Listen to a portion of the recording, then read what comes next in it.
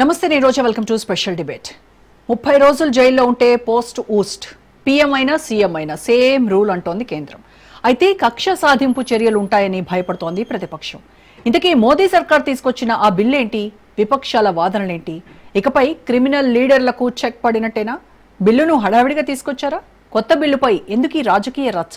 జేపీసీలో ఏం చర్చించనున్నారు? మోదీ తెచ్చిన బిల్లుతో ప్రాంతీయ పార్టీల పని అయిపోయినట్టేనా? ప్రతిపక్ష నేతలకు భయం ఎందుకు? అధికార పక్షం కావాలనే పగబడుతోందా?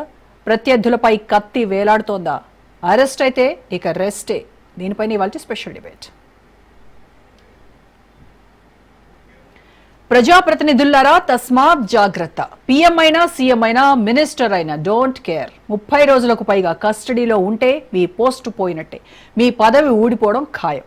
తన మన అనే భేదం అస్సలు లేదు. అందరూ ఆ చట్టానికి లోబడి ఉండాల్సిందే. రాజకీయాల్లో నేర చరితుల కట్టడికి బ్రహ్మాస్త్రాన్ని సంధించింది మోదీ సర్కార్. లోక్సభలో 130వ రాజ్యాంగ సవరణ బిల్లును కేంద్ర హోంమంత్రి అమిత్ షా ప్రవేశపెట్టారు.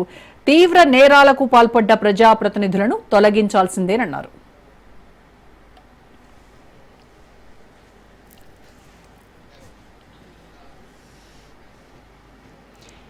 కేంద్ర హోంమంత్రి అమిత్ షా ప్రవేశపెట్టిన బిల్లును ప్రతిపక్షాలు వ్యతిరేకించాయి. దేశ సమాఖ్య విధానానికి పూర్తి విరుద్ధం అంటూ నినాదాలు చేశారు ఎంపీలు.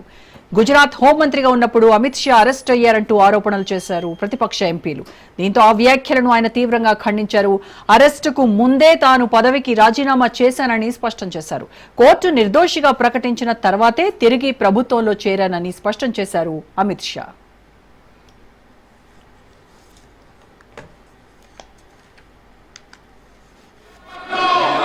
2021 और 22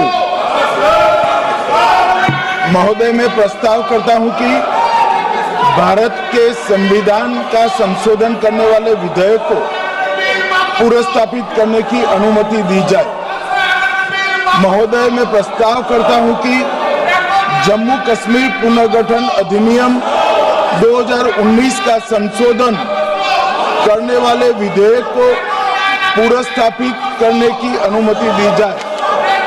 महोदय मैं प्रस्ताव करता हूं कि संघ राज्य क्षेत्र शासन अधिनियम 1963 का संशोधन करने वाले विधेयक को पुनर्स्थापित करने की मंजूरी दी जाए।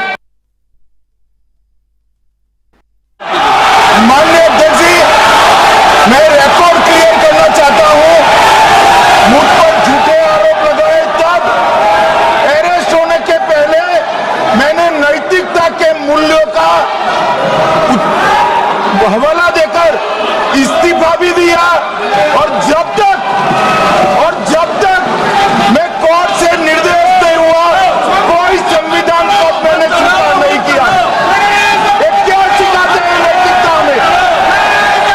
मैं तो इस्तीफा देकर गया था और मैं तो चाहता हूं कि ये नैतिकता के मूल्य बढ़े।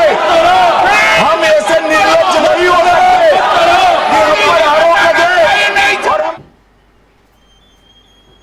ఉన్నత పదవుల్లో ఉండి వరుసగా 30 రోజులు కస్టడీలో ఉన్నట్టయితే 31వ రోజు వాళ్ళు రాజీనామా చేయాలి. లేదంటే ఆటోమేటిక్ గా వాళ్ళు ఆయా పదవుల నుంచి తొలగించబడతారు. దేశ ప్రధానమంత్రి అయినా, రాష్ట్ర ముఖ్యమంత్రి అయినా, కేంద్ర పాలిత ప్రాంత లెఫ్టినెంట్ గవర్నర్ అయినా అందరికీ ఒకటే ఫార్ములా వర్తిస్తుందని స్పష్టం చేసింది కేంద్రం. 130వ రాజ్యాంగ సవరణ బిల్లు చట్టంగా మారితే ఇకపై తీవ్ర నేరారోపణలతో అరెస్టైన ప్రజాప్రతినిధులను పదవుల నుండి తొలగించే మార్గం సుగమం కానుంది.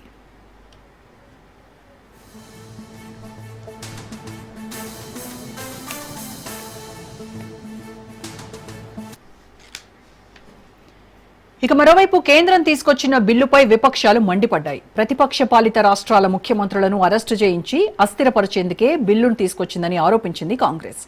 రాజ్యాంగ సవరణ బిల్లు పూర్తిగా రాజ్యాంగ వ్యతిరేకమన్నారు ఎంపీ ప్రియాంక గాంధీ. దేశాన్ని పోలీస్ స్టేట్ గా బీజేపీ మారుస్తోందని ఆరోపించారు మజ్లిస్ ఎంపీ అసదుద్దీన్. ఆగమేఘాల మీద బిల్లును తీసుకొచ్చారని కేసీ వేణుగోపాల్ మండిపడ్డారు. The government of Union Territory. Sir, this bill is This bill is to sabotage the federal system of this country.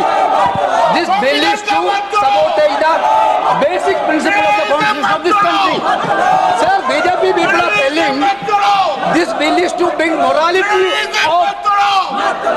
in politics. Can I ask a question to the Honorable Home Minister?